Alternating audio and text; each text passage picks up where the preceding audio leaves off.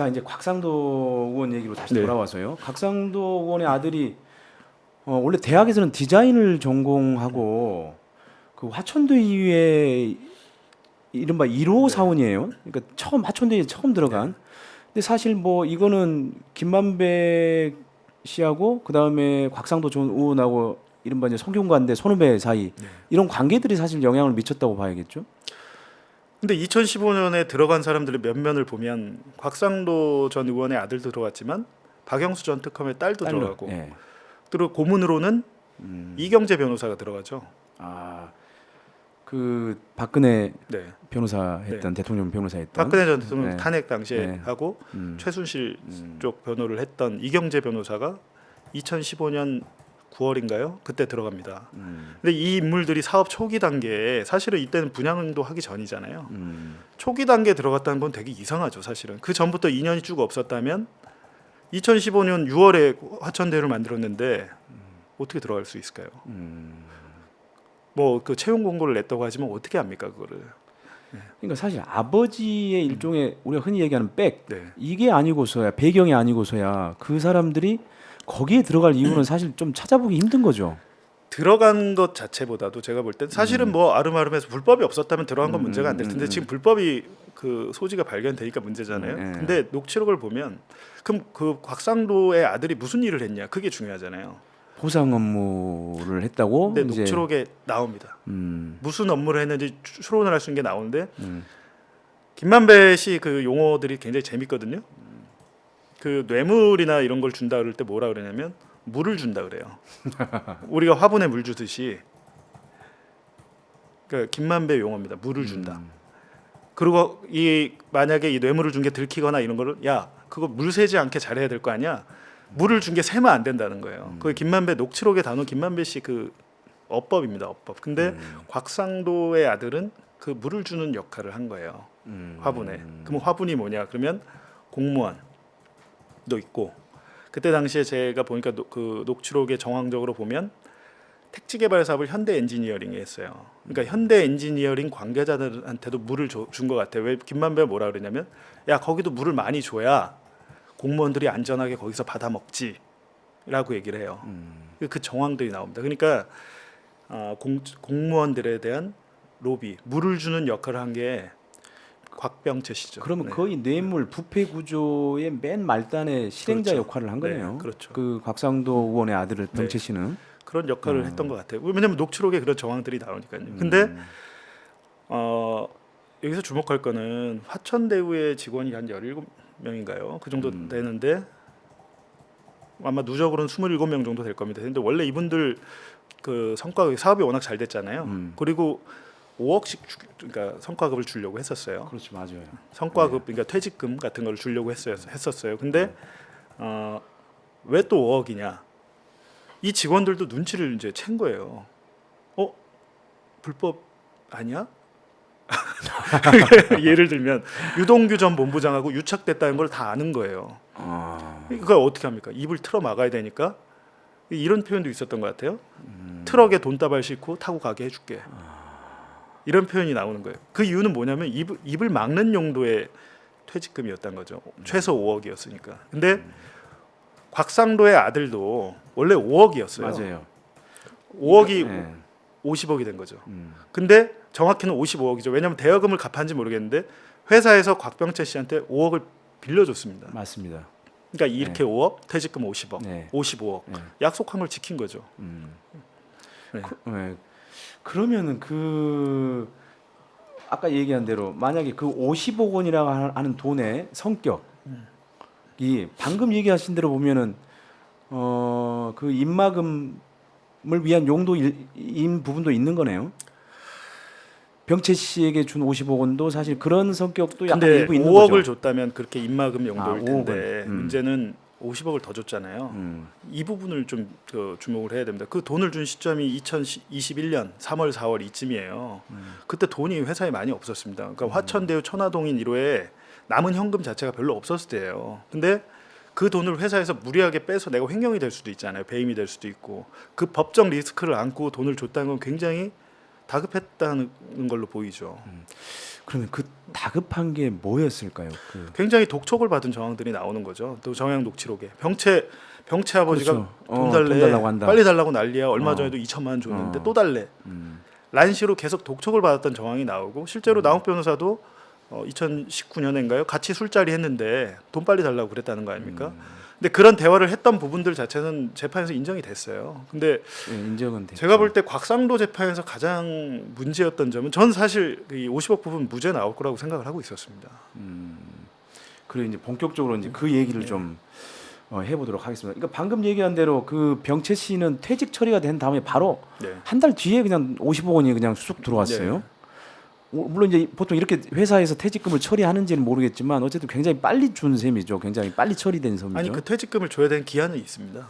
그거는 뭐 준 건 이상하진 않은데 그거를 굳이 회사 돈을 빼가지고 무리하게 준 이유 그거에 대해서 이제 사실은 수사가 제대로 됐어야 되는 건데 저는 왜 이거 50억 부분 무죄 나올 거라 봤냐면 만약에 이게 뇌물이었다고 치면 뇌물에 대한 대가 그럼 뭘 해준 거야? 뭘 해줬길래 50억이나 그렇죠. 준 거야가 돼야 되는데 그 부분 자체가 재판에서도 증거가 검찰이 제시를 못했어요. 그러니까 남욱 변호사는 뭐라고 했냐면 남욱 변호사의 피의자 신문 조서를 보면 2015년 3월쯤 2015년 3월에 대장동 업자들이 대장동 개발 사업자로 우선 협약 대상자가 됩니다. 우선 협약 대상자란 건 아직 뭐 100% 픽스가 된 게 아니잖아요. 그리고 6월에 화천대유 만들고 이렇게 하면서 이제 사업자 공식으로 되는 건데 그 사이에 이 컨소시엄이 깨질 뻔한 거예요. 그럼 대장동 사업자가 있는데 대장동 사업자랑 보다 중요한 게 하나은행이었어요. 하나은행이 나 안 해 그러면 완전 사업이 끝나는 상황이었어요. 그게 성남의들 컨소시엄 얘기인 네, 거죠. 그렇죠. 예. 이 컨소시엄이 완전히 깨질 뻔한 상황이 있었는데 하나은행이 왜 어떤 상황이냐 그랬더니 호반건설의 지금도 회장이죠. 김상열 그렇죠. 회장이 하나은행에 연락을 해서 얘네 이 컨소시엄 안 깨면 내가 니네 은행에 있는 돈 다 뺄 거야. 돈이 엄청 많은가 봐요. 건설사 회장이니까. 많겠죠. 네. 뭐. 예. 그 은행 입장에서 부담스러울 거 아닙니까. 그렇게 김만배로부터 들었다고 검사한테 진술을 나누게 했습니다. 실질적으로 그런 상황이 있었던 것 같아요. 여러 가지 정황들을 보면. 그리고 나머지 뭐 여러 가지 뭐 곽상도 의원이 현직 의원일 때 뭐 부동산 특위를 했었는데 제가 볼 때 그 부분은 설득력이 너무 떨어져요. 곽상도가 어떤 역할을 해줬다면 사업 초기에 하나은행이 컨소시엄이 깨질 뻔한 것을 곽상도를 통해서 막았다라는 진술이 굉장히 설득력이 있거든요. 근데 문제는 검찰이 그 부분을 제대로 수사를 안 한 것 같아요. 그러니까 검찰도 처음에는 그 논리를 세웠잖아요. 네. 사실 하나은행의 이탈을 막기 위한 로비스트 역할을 곽상도 전 의원이 한 거다. 그리고 그 대가로 50억 원이 갔다. 이제 이런 논리를 세웠는데 그거를 범죄 혐의로서 입증하기 위한 일종의 공소유지가 사실상 수사나 공소유지가 거의 안 된 셈이네요. 그러면. 그러니까 제가 두 달 전인가요? 곽상도 전 의원 전화해봤어요. 제가 네. 아니 어떻게 된 겁니까? 그랬더니 그 뭐 증거가 있는 거 아니에요? 그랬더니 증거가 없다고 증거가 하나은행 김종태 회장이랑 나랑 연락하거나 알거나 한 증거가 하나도 없는데 이 생트집을 잡는다고 그때도 아주 당당하더라고요. 근데 전 그때 사실은 그런 여러 가지 취재를 하면서 이거 무죄 나오겠구나. 지금 선고가 거의 임박했는데 아직까지 증거를 제시를 못했구나. 그 증거를 예를 들면 한번 보세요. 김상열 회장이 그러면 왜 전화를 했을까요? 뜬금없이 호반건설은 이 사업자 중에 그 당시 경쟁 사업자도 아니었어요. 하지만 근데 여기 녹취록을 보면 모든 게 나오죠. 의문이 잘 풀립니다. 이걸 여러 번 보다 보면 의문이 풀리는 게 호반건설이 욕심을 냈던 거예요. 호반건설은 건설사는 원래 이 사업에 참여하면 안 돼요.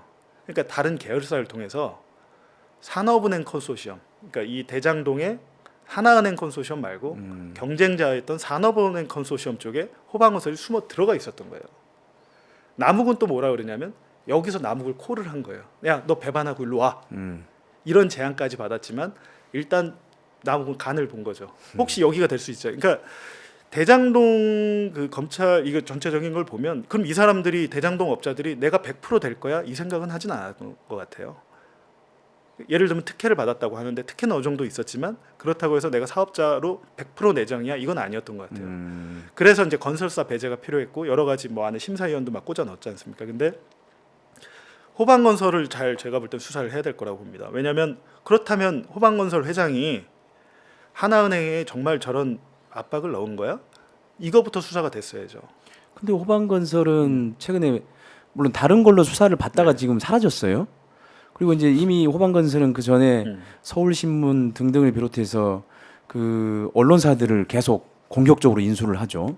네. 호방건설이 원래 그 광주방송 맞습니다. 대주주였다가 대기업 집단이 되면서 방송법에 대기업 집단은 10% 이상 그 주식을 가지면 안 돼요. 그렇게 하면 어쩔 수 없이 그걸 넘기고 서울신문을 인수했잖아요. 그렇죠. 근데 주목할 것은 요즘 서울신문이 기사를 쓰는 걸 보면 자기 사주에 대한 내용은 다 안 쓰더라고요. 그러겠죠. 예를 들면 뭐 예상한 바입니다. 그러니까 대장동은 두 번의 수사를 했잖아요. 그러니까 윤석열 정권이 되고 나서 대장동 수사팀이 지난해 9월에 다시 꾸려지면서 대대적으로 수사한 게 위례 개발 사업이었어요. 위례 개발 사업에 바로 이렇게 불법 그러니까 남욱과 이렇게 같이 대장동 업자들과 같이 불법으로 42억 원 정도의 비자금을 조성한 때 도와준 게 호방건설입니다. 녹취록에 자세하게 나옵니다. 이름까지. 그 이름 중에 한 명이 지금 호방건설 대표고요. 녹취록 곳곳에 보면 호방건설 회장님의 이름이 많이 나와요.